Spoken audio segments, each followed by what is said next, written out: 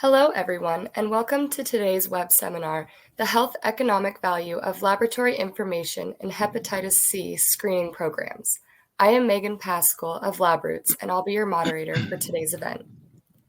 Today's educational web seminar is presented by LabRoots and brought to you by Abbott. To learn more, visit corelaboratory.abbott.com. We encourage you to participate today by submitting any questions you may have during the presentation. To do so, simply type them into the Ask a Question box and click Send. We'll answer as many questions as we have time for at the end of the presentation. You may also submit any technical issues here as well if you're having trouble hearing or seeing the presentation. I'd like to now welcome our speaker, Dr. Paul Juelicher, PhD, Senior Director, Medical Affairs, Health Economics, and Outcome Research at HCV Diagnostics, Abbott. Dr. Juelicher, you may now begin your presentation. Thank you so much for inviting me to talk about this very important and highly interesting topic. I would like to talk about some important aspects of HCV screening programs and discuss some health economic implications of this. So let's talk first about some kind of, global epidemiologics. And based on the latest estimates, about 57 million people currently live with active hepatitis C infection. And this equals a kind of a global prevalence of 0.7%. Well, as you can see here on the map, so the prevalence certainly varies dramatically between countries from less than 0.5% to up to more than 5% in the total population in some areas.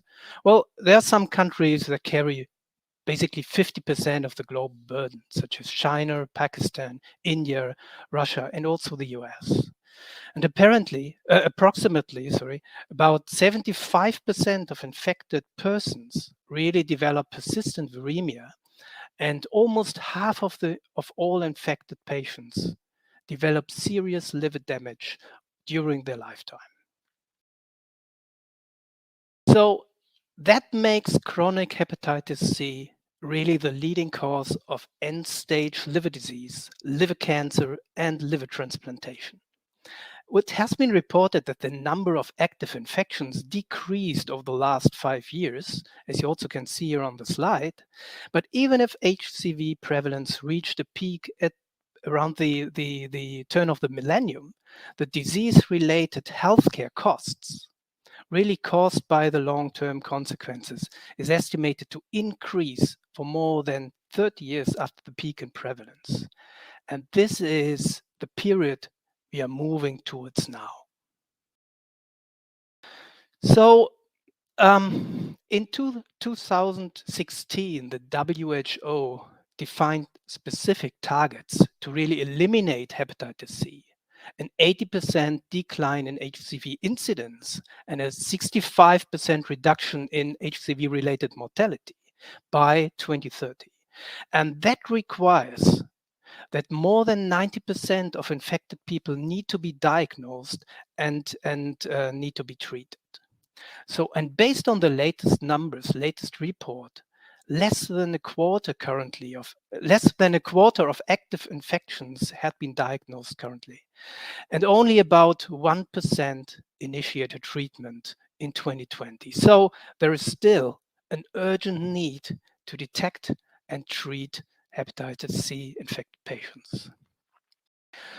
So to stress this again, the enormous burden of hepatitis C has been reported for many years and in many, many papers. And with the advent of highly efficient drugs, it has changed into a more optimistic period. It has been reported that successfully diagnosing and treating patients with active hepatitis C would eliminate around 95% of the disease within 15 years. So detection and treatment is key. Really, this puts the spot on the timely identification of active infections and HCV screening programs. Well, there are many ideas and programs, and many of these were proved to be cost-effective in numerous cases, but still many issues and challenges has to be solved. And the issues really became apparent by illustrating the so-called cascade of care from diagnosis to cure. So efforts really to identify and link HCV infected patients to care really require substantial resources, and some of which is wasted by inefficiencies in the cascade of care. Just a few examples. Frequent issues across countries are a high number of people that are underdiagnosed and unaware of infection, but also a very low proportion of infected subjects that get access to treatment. And the first step to treatment is confirmation of an active infection. And that's traditionally done with HCV RNA, which is required to really determine people for whom care and treatment is indicated. Well, this is data from the US, but this is not unique. Dramatic losses in the cascade of care have also been observed and reported in many other countries. And as already mentioned, globally, less than a quarter of active infections have been diagnosed, and only about 1% initiated treatment in 2020. And there's, of course, high variation between countries, but here's some data from Russia. And again, the data show that only about 50% of the estimated infected population get tested with antibody. And here, as you can see, this is the WHO target of 90%. And very few get cured or treated, right? Again, in comparison to the WHO standard or target. So the question is, what does this tell us? I think, first of all, these data indicate some critical barriers in the cascade of care, such as access to screening, coverage, access to treatment, and so forth. But there's also another point that I would like to highlight here, and that is there are barriers in the cascade of testing. So barriers in the cascade of testing really lead to incomplete diagnosis. And that is, in fact, a very well-known gap, right? So just a quick review, right? So screening for HCV usually employs an antibody test for screening, and then antibody positive cases must be confirmed for diagnosis of an active infection. So these are data from Australia, and these data show that about 60% of patients tested with antibody had not received confirmatory testing. Same in other regions. In the US, it has been observed that only 55% of those diagnosed with antibody received confirmatory testing.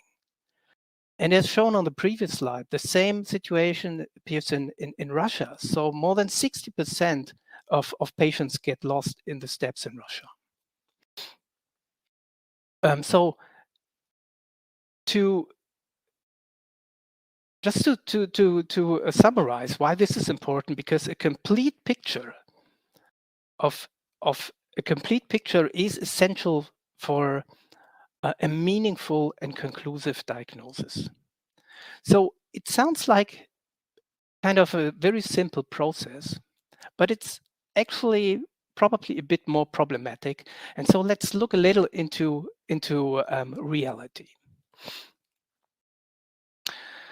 So the identification of active infection, again, employs an antibody test for screening, and all initially reactive samples require confirmation, and with a test that is most commonly a HCV RNA test for diagnosis of an active infection.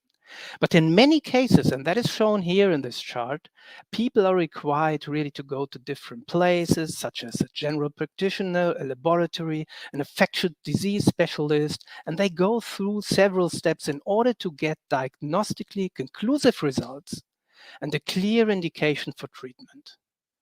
So this kind of screening process appears to be a logistically complicated multi-step process with a number of opportunities for people really to get lost to follow up.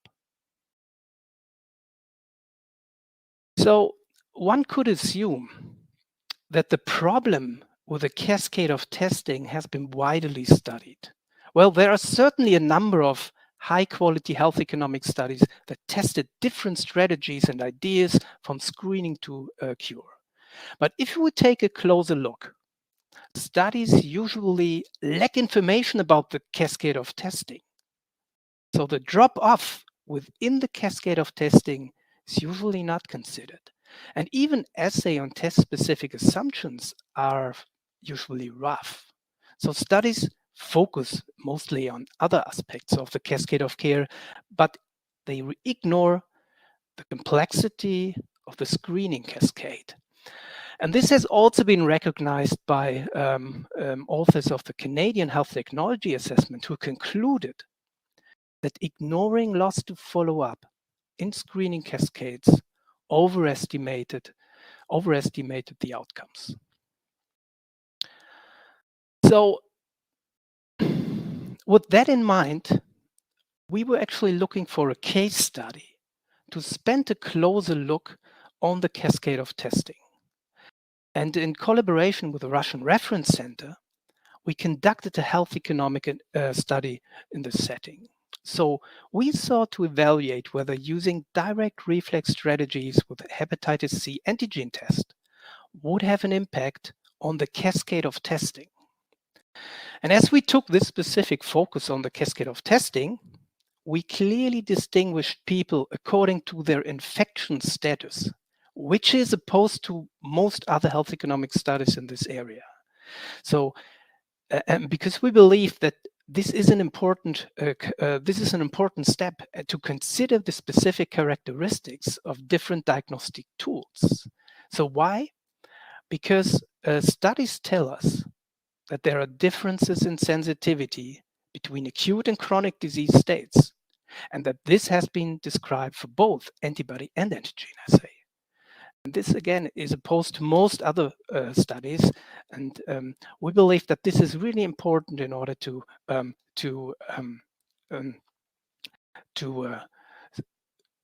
describe the process with most accuracy. So a few words about hepatitis C antigen test. For a couple of years, hepatitis C antigen test has been demonstrated as an acceptable alternative to RNA for detecting active infections. Also recommended by the WHO, and the WHO included hepatitis C antigen test in a list of essential diagnostics. And in addition, some studies already suggested that this test is a viable tool for streamlining and consolidating screening protocols. So, as I demonstrated, the loss in follow-up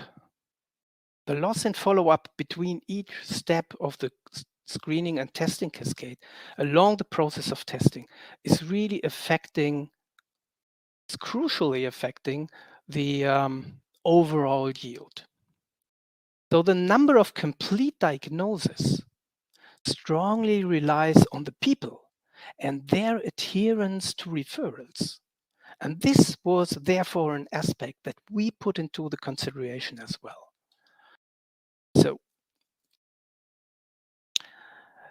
this slide comprises the different strategies that were tested and compared in our study. So we compared 4 different screening algorithms with a general seroprevalence rate of 4% and a rate of active infections of about 70% in those being positive. So just briefly, the strategy one here, so that is current practice, right, or was current practice, and it requires, as described, multiple steps from antibody screening through confirmation with RNA. All other strategies were using HCV antigen in different kind of algorithms. But for the purpose of today, I would just like to highlight, moving back, I'd just like to highlight the direct reflex strategy with hepatitis C antigen test on antibody positive cases. So, and just by comparing these pathways, which of course is a very rough comparison, this alternative strategy requires at least 2 steps less. And this may have an impact on the efficiency and outcome of the screening cascade. Okay, as I said, the objective was not just to compare the diagnostic performance of different testing algorithms, but also to consider external effects, potential effects on completing the diagnosis. So adherence to the required steps is critical, right? So the motivation of a patient to follow the recommendations is, of course, affected by several factors, such as the availability and the accessibility of the next level of service, the affordability in case people have to pay out of pocket, the individual knowledge about the disease, the individual preferences, of course, fear for stigma and so forth, and the perception of risk. So the perception of risk, just a small thought example to clarify this. So let's look on the whole process again. The perception of risk is likely informed by disclosed test results. And from a patient perspective, interpreting results is not an easy thing, right? Even if guided by physicians. So what does antibody positivity mean? The adherence rate to the next stage in the testing cascade may differ whether a disclosed status, so the test result, is solely based on antibody positivity or embraces additional information such as confirmatory test for an active infection. So, and this is why direct reflex algorithms offer a substantial streamlining opportunity, not just from the laboratory point of view, but also in real screening cascades, as also suggested in many studies. So let's review again here the cascade of testing in the current setting in Russia. So as you can see, about 40% completed the cascade of testing, and 60% get lost. So eliminating the steps between testing stages here. Eliminating the steps between the testing stages here increased the rate of confirmed active infections by about 70%. And this, consequently, helped 60% more patients to complete the process. So when we talk about cost-wise, this table summarizes the cost per screen subject for some of the tested strategies. Well, interesting to note that the cost or the average cost between strategies, so the average cost per screen subject between the strategies, were found in a very comparable range, right? So, well, we do found, however, also some statistical significance. And if we take the current practice and the direct reflex approach, so this would reduce the the mean cost per patient per screened subject by about 1%. So that's only a 1% reduction in cost.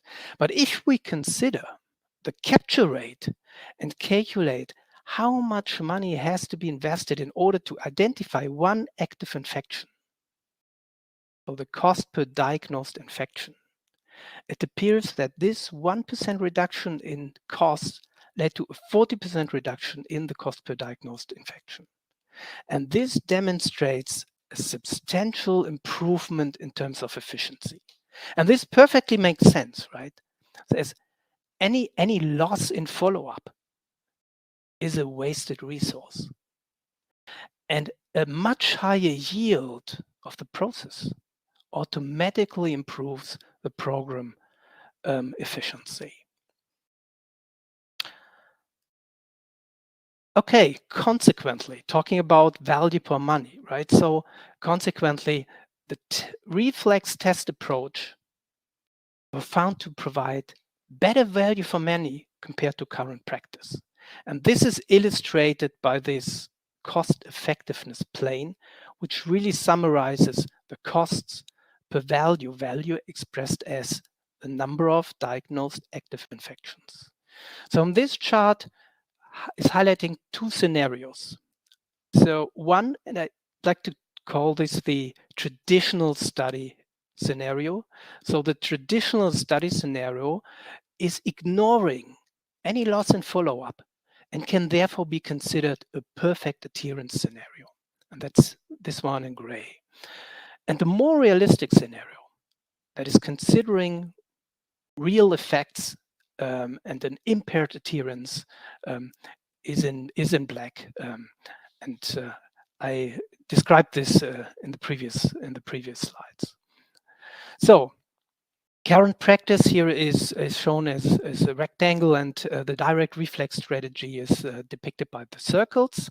And the first thing that came to your mind, if we first focus on the perfect adherence scenario, as you see, the number of, sorry, where's the mouse here? The number of diagnosed infections is basically the same, but costs for the direct reflex scenario with HCV antigen are substantially lower. So now moving from a perfect adherence scenario to a scenario that is considering the adherence effects, the first thing again that stands out is that the effect, so the outcome, is significantly lower, right? For both strategies. And that is again in line with what the Canadian Health Technology Assessment has suggested. Ignoring losses in follow-up, ignoring losses in the cascade of testing overestimates the effect. So the other thing that becomes apparent here is that the direct reflex strategy, so the circles, are less affected by issues in the cascade of testing. If you compare the circles and these rectangles, as you can see, so the effect of an impaired adherence is much larger for current practice. So in other words, the process with a direct reflex strategy is much more robust. And the third finding here in this chart is that basically summarizes this, right? The reflex strategy with HCV antigen is at least equally or more effective at lower costs than current practice. So to summarize the findings, again, first, the direct reflex approaches with hepatitis C antigen provide an opportunity to streamline the cascade of testing and thereby reducing the potential loss in follow-up and increasing the rate of timely and conclusive results.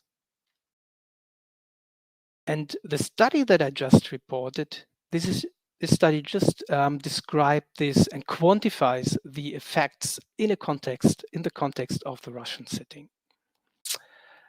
The second finding, the increased number of complete diagnoses avoided waste of resources, thereby improving the efficiency of the program, as indicated by the substantially reduced cost per diagnosed infection. And the increased overall lead, of course, led to a significant increase in diagnosing active infections and would therefore actually guide more patients into necessary treatment. Well, and in summary, finally, this would certainly provide much better value for money. So there's one more thing that I would like to bring to your attention, and this is, I think, just putting the results into a slightly different, but I think very important perspective. As you may know, the WHO has also defined dimensions of healthcare quality. And of course, we tend to focus on effective care, which is to improve health outcomes in an evidence-based approach. But besides that, there are other extremely important aspects that consider structural or organizational or individual hurdles. And I think it would be very important from the laboratory point of view to consider these aspects also when we talk about value. And one example, equity. Equity is an important policy objective in almost every healthcare system in the world. And it refers to healthcare that does not vary in quality based on socioeconomic status. And the multi-step screening cascade, as found in Russia, relies on people to invest in time, in travel, productivity losses, and so forth. And just streamlining this testing cascade alleviates some of the socioeconomic impact of this just by reducing the hurdles. So this brings me to my conclusions. So as conclusion, the study that we did suggests that using hepatitis C antigen test in screening algorithms would provide cost-effective alternatives. And the reflex strategy with hepatitis C antigen is at least equally or more effective at lower costs than traditional practice.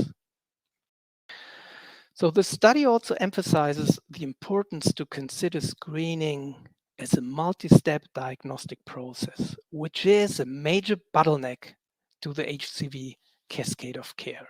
And therefore, adherence and loss to follow-up must be considered in addition to assay performance in evaluation studies and before making decisions. So with that, I thank you so much for attending and for listening, and hand over to Megan for the Q&A. Thank you. Great. Thank you so much, Dr. Juelicher, for your informative presentation. If you have a question you'd like to ask, please do so now. Just click on the Ask a Question box located on the far left of your screen. We'll answer as many questions as we have time for. Let's get started. Our first question today is, does the reimbursement play a role in the economics of adding HCV Ag to the algorithm? Well, this is, of course, a very important question. And so the study that we did considers a so-called health system perspective, which basically means we're considering cost, from or what the health system or the payer has to pay. And if a lab is reimbursed for a test, that's actually cost in the eyes of a payer. And that is what we considered in our study. So we considered reimbursement in our study. And of course, as I said, we evaluated the value for money. So money, of course, plays a role. Well, we run a so-called sensitivity analysis in our study to test the impact of HCV antigen reimbursement on the test results. And what we found is that even if we triple the reimbursement, the Reflex strategy would still be cost effective compared to current practice. So this means the study results are very, very robust. Great. Thank you so much. Our next question is, are you suggesting then that we confirm only positive anti-HCV tests with an HCV Ag test? To confirm only positive anti-HCV tests with antigen, well, yes, and that is why what we found is, and we are talking about a general population screening, and in the setting that we tested, about 97% of all cases were test negative. Right. So of course this does include a small proportion of false negative antibody tests, but still, from a health economic perspective, reflexing all results would substantially increase costs and would hardly be cost effective in general population screening. Great, thank you.